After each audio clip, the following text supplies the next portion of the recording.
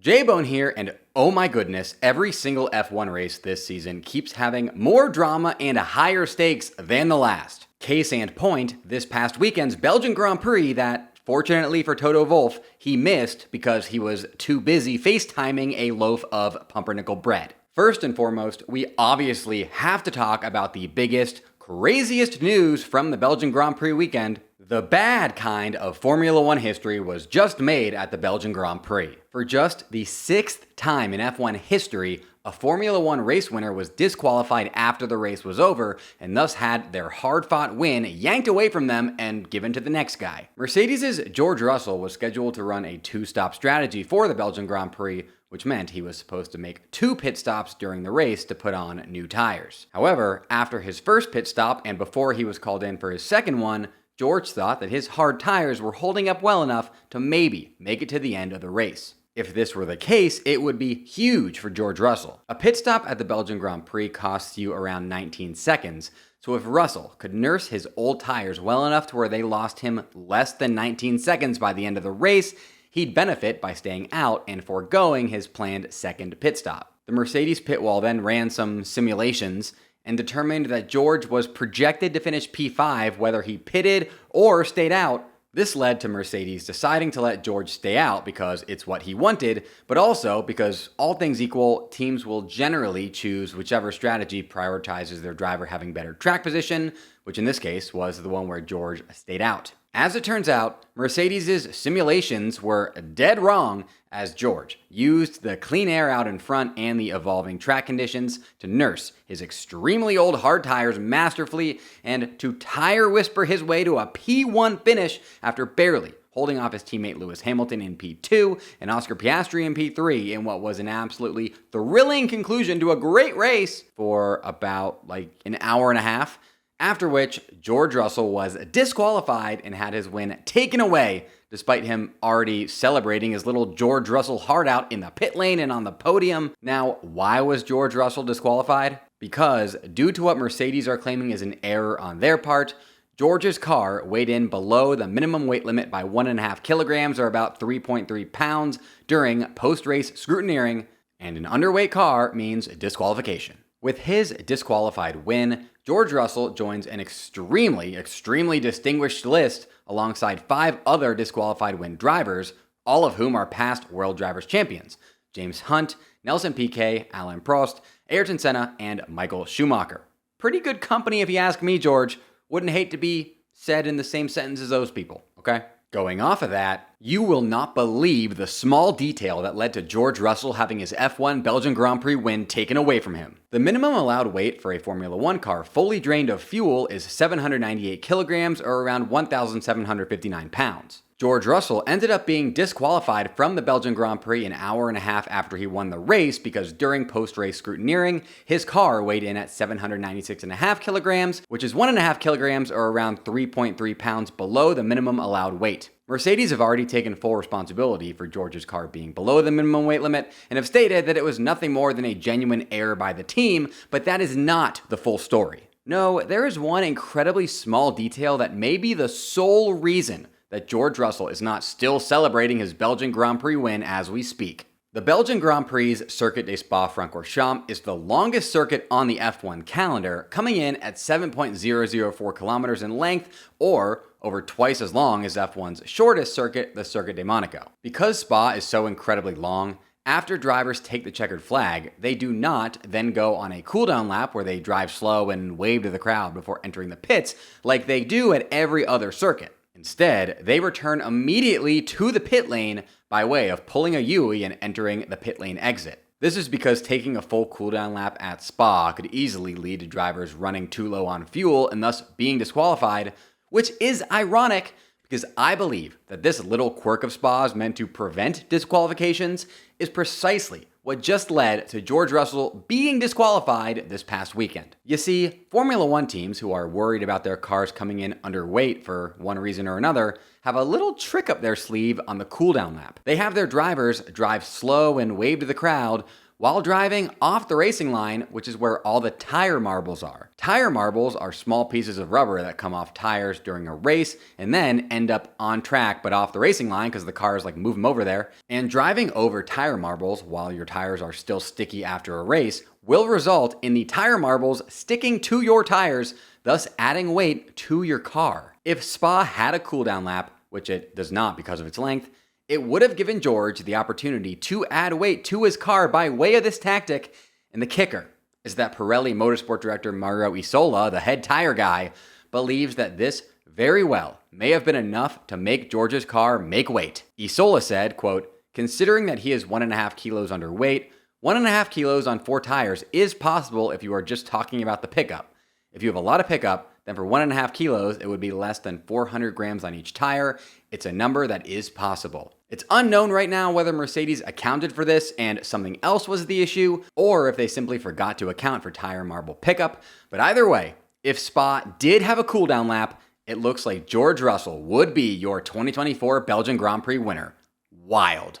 Are you looking for a pair of sunglasses that are high quality and affordable? Of course you are. Well, you can stop looking because I've found them for you by way of my sponsor, Goodr Sunglasses. Goodr's sunglasses start at just $25, so they don't break the bank and your day will not be totally ruined if you do happen to lose them.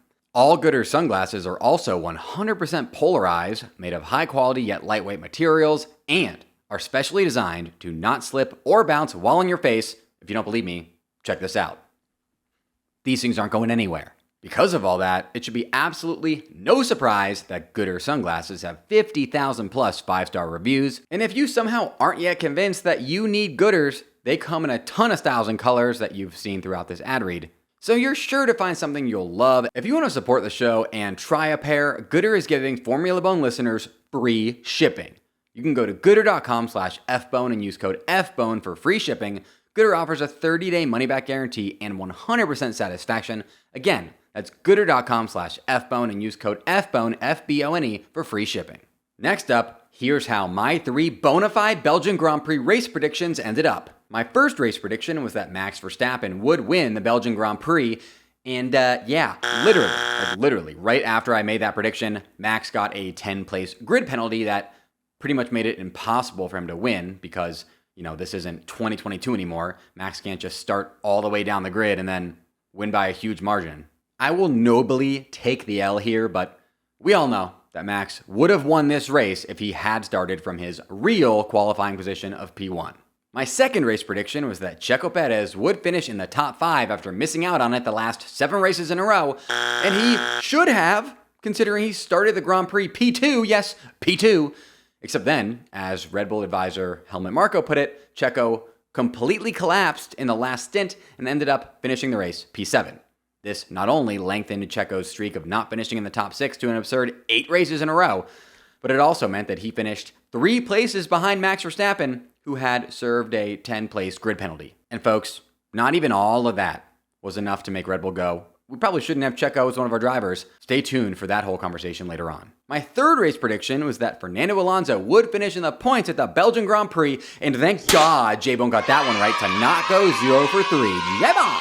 Fernando Alonso did some tire whispering of his own to cross the finish line as the only Belgian Grand Prix points finisher to execute a one-stop strategy without being disqualified, shout out George Russell, and to make me not get skunked with my Belgian Grand Prix predictions. Thank you so much, Alonso. That puts me at 22 for 43 for the season thus far with my predictions, so I'm at least still above 50% even with that awful showing. Toss me a subscription now so that you can get my Dutch Grand Prix race predictions when they drop next month. And while you're at it, toss this video a like, because I'm trying to get over 1,500 likes on this video so that YouTube likes me more, Got to get in the favor of the algorithm. Now let's get you caught up on the other biggest storylines to come from the bizarre Belgian Grand Prix weekend. First, is Lewis Hamilton regretting his decision to leave Mercedes for Ferrari? One of the biggest F1 news bombshells to ever drop came this past F1 offseason when it was announced that Lewis Hamilton would be leaving Mercedes, the team on which he won 6 Drivers' Championships and 8 Constructors' Championships, and on which he cemented himself as one of the Formula One GOATs. The team he would be joining? None other than Ferrari, who were and are hoping that signing Lewis is what will propel them to their first Drivers' and/or Constructors' Championship since 2008. When the 2024 F1 season kicked off, Lewis's decision was looking like a very smart one. Not only were Ferrari F1's clear-cut second-best team that was racking up podiums and wins, but Mercedes were struggling. After the Monaco Grand Prix's checkered flag was taken, Ferrari had 9 podiums and 2 wins, while Mercedes were yet to finish on the podium a single time. Lewis was probably feeling pretty good about his decision after Monaco, and then everything changed starting in Canada. Mercedes managed their first podium of the season there, while Ferrari had a double DNF at a race where they were hoping to take the lead in the Constructors' Championship. And folks, it has stayed all Mercedes ever since. In the last 6 Grand Prix, Mercedes have 6 podiums and 3 wins, while Ferrari have only managed 2 podiums. You just have to wonder if Lewis Hamilton is regretting his decision to leave Mercedes right now, given their insane run of form where the team has 3 wins in the last 4 races and 2 of those wins are his. Like, he surely is regretting it, right? I mean, Lewis's Mercedes teammate George Russell is even on the record saying there's no way Lewis would have left if he'd known this is the type of year that Mercedes were going to have. Let me know your thoughts on if Lewis is regretting his decision to move to Ferrari next season in the comments. Go comment right now. Next, the Checo Perez saga has just taken another shocking turn. The entire F1 media world, including me, J-Bone, was on the record before the Belgian Grand Prix saying that it was almost a 100% certainty that Checo Perez would be losing his Red Bull seat after the Belgian Grand Prix if his run of poor form continued there, and his run of poor form did continue there. From a front row start to finishing the race 3 places behind his teammate, despite said teammate serving a 10-place grid penalty, it was yet another awful showing from Checo that had all of us saying, "He gone," after the checkered flag. Well, it turns out that Checo Perez has been confirmed by Red Bull boss Christian Horner to be not gone. At the Red Bull factory the Monday after Belgium, Horner shocked everyone in attendance and around the world when he announced that the team would be committing to Checo for the remainder of the 2024 F1 season. With Red Bull having 3 capable drivers waiting in the wings in Daniel Ricciardo, Yuki Tsunoda, and Liam Lawson, and with their lead over McLaren in the World Constructors' Championship dwindling with each passing race as Checo fails to pull his weight, this announcement just truly shocks me. I just do not see a world in which Red Bull don't fire Checo before season's end if he continues this run of poor form, as it could mean sacrificing the World Constructors' Championship just to have Checo on the team, and I don't think they're going to do that because there's a lot of money at stake and a championship. That being said, I suppose I can see him staying with the team if he does finally turn his season around after this new commitment to him from the team, and they do look like they're on to win the World Constructors' Championship. Do you think that Checo will finish the 2024 season with Red Bull? Let me know in the comments. Go comment right now. Next up, here's your Formula One driver silly season update that's necessary because there's a lot of driver movement going on right now. Alpine F1 team driver Esteban Ocon is officially a Haas F1 team driver for 2025, and in even bigger news, no offense to Esteban, Ferrari driver Carlos Sainz is officially a Williams F1 team driver for 2025. Ocon completes Haas's 2025 driver lineup and will be competing alongside rookie Oliver Behrman in what is a surprisingly formidable driver duo for Haas that includes a race winner and a surefire future race winner just 4 years after they ran 2 rookies in an undeveloped car. And Sainz? He completes Williams' 2025 driver lineup and will be competing alongside Alex Albon in what is, in my opinion, an even more formidable duo that Williams should be able to fully utilize if James Vowles keeps on with his Williams revitalization project. Honestly, I'm going to keep it a buck with you. Sainz and Albon is probably a better driver duo than Max and Checo right now. A lot of people were making fun of Sainz for moving from Ferrari to Williams, who are somewhat of a backmarker this season. But those people obviously do not know that James Vowles is absolutely cooking right now and has Williams on the best path forward in the long run, even if it means sacrificing short-term success. Don't forget that this is the guy who took him from last place to P7 in 1 year. Side note, the United States will no longer be represented in F1 starting next season, as Logan Sargent will be out of a seat after 2 seasons now that Sainz has taken his from him. The candle that burns twice as bright burns half as long. We'll miss you, Logan. Now, F1, please give Andretti a team so that we can have American F1 representation. Thank you. Shout out to my sponsor, Indeed, which is the best hiring platform where you can attract, interview, and hire all in one convenient place. Whether you're hiring or looking for a job, Indeed is the place to go. Instead of spending hours on multiple job sites searching for candidates with the right skills, Indeed is a powerful hiring platform that can help you do it all. It's a true one-stop shop for hiring. Something I love about Indeed is that Indeed makes hiring all in one place so easy because their hiring platform matches you with quality candidates instantly. Indeed is truly an unbelievably powerful hiring platform, and it's the #1 source of hires in the US according to Talent Nest. So what are you waiting for? Whether you're hiring for a job or searching for one, you need Indeed. Start hiring now with a $75 sponsored job credit to upgrade your job post at Indeed.com/FBone. Offer good for a limited time. Claim your $75 credit now at Indeed.com/FBone. Just go to Indeed.com/FBone and support the show by saying you heard about it on this podcast. Indeed.com/FBONEFBone. Terms and conditions apply. Need to hire?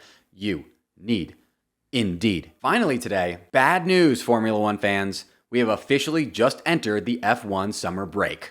Every summer, F1 takes a break from going racing for a few weeks to give drivers, teams, and everyone else involved with the insane logistical marvel that is Formula One a chance to regroup, refresh, and recharge before racing resumes. If you think that's lame or soft, you clearly are not considering that in the last 5 months, hundreds upon hundreds of the people responsible for both putting on and competing in Formula One races have gone from Bahrain to Saudi Arabia, to Australia, to Japan, to China, to Miami, to Imola, to Monaco, to Canada, to Spain, to Austria, to Great Britain, to Hungary, to Belgium. That is more countries visited and miles traveled between countries than most people rack up in their entire lives, and these heroes have done it all in the span of less than 5 months, so yeah, they deserve this break. However, just because the F1 summer break is well-deserved by those who celebrate it, does not mean that it's good news for us, the F1 fans. Folks, we now have 3 weeks without F1 action to somehow try and fill up with something else, I guess, besides our favorite sport. But let's be honest, F1 is so insane right now, and there's so much news and drama surrounding it that there is no shortage of F1 storylines to fill the meantime with, and that's exactly what I intend to do. So make sure you toss me a subscription, because I'll still be putting out F1 content all F1 summer break long to help you through the next few weeks without F1 racing. No, I'm not a hero. I'm just J-Bone. J-Bone! Special shout out to my top YouTube channel members, Joe Max's #1 hater Snow, Brian Linton, Wolf Loves Racing, Waffalopagus, and David Hake. Mash that join button just below this video to get your name shouted out right here in future videos, as well as a bunch of other awesome perks. Toss me a subscription so that you can see my F1 summer break content, and until then folks, J-Bone! J-Bone!